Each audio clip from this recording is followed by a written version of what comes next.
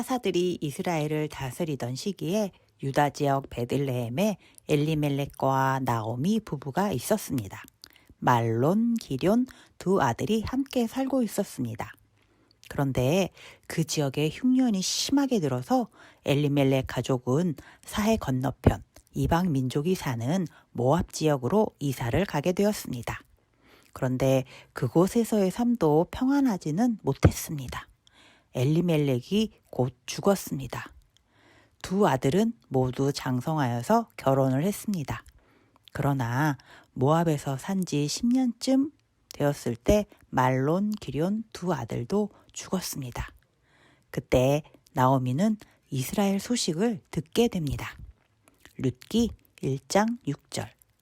그 여인이 모압 지방에서 여호와께서 자기 백성을 돌보시사 그들에게 양식을 주셨다 함을 듣고 이에 두 며느리와 함께 일어나 모압 지방에서 돌아오려 하여 하나님께서 이스라엘 땅에 풍년이 들게 하셨다는 소식을 들은 나오미는 고향 땅으로 돌아가기로 결심합니다.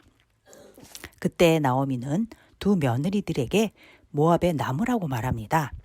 모압 사람이었던 두 며느리에게 이스라엘 베들레헴은 낯선 곳입니다. 남편도 없습니다. 그래서 가족, 친척, 친구들이 있는 모압 땅에 남아서 평안하게 살라고 합니다. 며느리 중 한 명은 울면서 나오미와 작별 인사를 했습니다. 그러나 나머지 한 명, 룻은 끝까지 나오미를 따라가겠다고 합니다. 룻기 1장 16절. 룻이 이르되 내게 어머니를 떠나며 어머니를 따르지 말고 돌아가라 강권하지 마옵소서. 어머니께서 가시는 곳에 나도 가고 어머니께서 머무시는 곳에서 나도 머물겠나이다. 어머니의 백성이 나의 백성이 되고 어머니의 하나님이 나의 하나님이 되시리니. 룻기 1장 17절. 어머니께서 죽으시는 곳에서 나도 죽어 거기 묻힐 것이라. 만일 내가 죽는 일 외에 어머니를 떠나면 여호와께서 내게 벌을 내리시고 더 내리시기를 원하나이다 하는지라. 룻은 자신이 죽게 되는 경우가 아니면 절대로 나오미와 떨어지지 않겠다고 합니다. 나오미의 며느리로 하나님의 백성으로 살겠다고 합니다. 결국 나오미는 룻과 함께 베들레헴으로 돌아옵니다. 그러나 당장 먹고 살 수 있는 상황이 아닙니다. 그때가 볼이 추수하는 시기였습니다.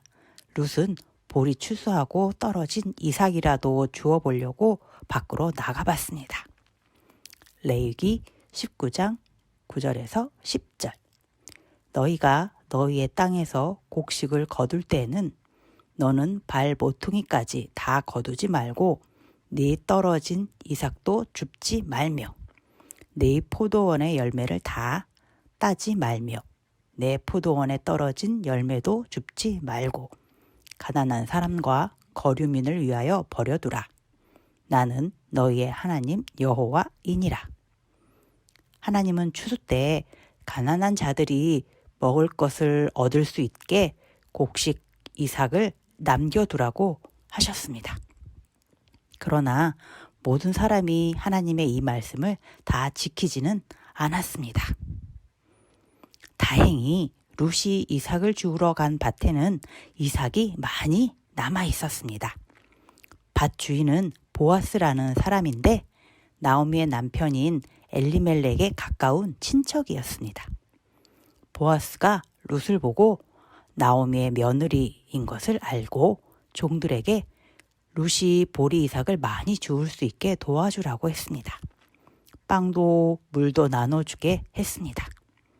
보아스는 룻이 모압 지역 사람이지만 시어머니 나오미를 잘 모시고 있다는 효심이 큰 며느리라는 소문을 들었었습니다. 보아스의 도움으로 룻과 나오미는 한동안은 잘 지낼 수 있게 되었습니다. 어느 날 나오미는 룻에게 말합니다. 보아스가 엘리멜렉 집안의 친척으로 기업 물을 자 중에 한 명이라고 합니다. 기업 물을 자는 구속자, 구원자, 대속자라는 뜻입니다. 만약에 형제가 소유를 잃게 되었다면 되찾아오는 역할을 하는 사람입니다. 만약 형제가 빚 때문에 노예가 되었다면 빚을 갚아주고 노예에서 풀어주는 사람이 되어야 합니다. 형제의 가문에 자녀가 없다면 가문을 이어주는 사람의 역할을 해야 하는 자가 기업 물을 자입니다. 룻은 나오미가 시키는 대로 타작마당에서 보아스를 만나서 자신의 집안에 기업 물을 자가 되어달라고 이야기합니다. 보아스는 자신 말고 더 가까운 친척이 있다고 합니다. 그래서 확인해보겠다고 합니다. 그 가까운 친척은 기업 물을 자의 책임이 너무 힘들어서 포기한다고 말합니다. 그래서 보아스가 많은 사람들 앞에서 자신이 엘리멜렉 집안의 기업 물을 자가 되겠다고 선언합니다. 룻과 결혼하겠다고 합니다. 룻이 보아스와 결혼하게 되었습니다.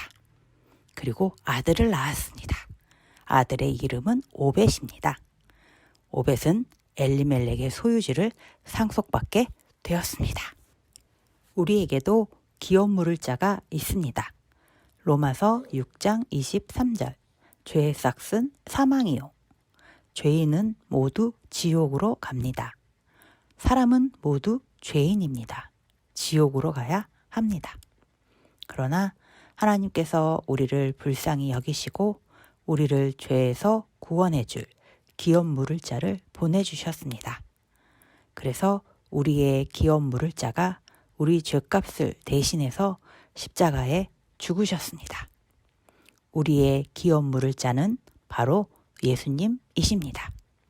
예수님이 십자가에서 흘리신 피가 우리를 죄에서 구원하기 위해 대신 흘리신 피라는 것을 믿는 자는 하나님께서 모든 죄를 용서하시고 자녀 삼아 주십니다. 극일교회 어린이 여러분, 우리의 기업 물을 자, 우리의 구원자는 오직 예수님 한 분뿐이십니다.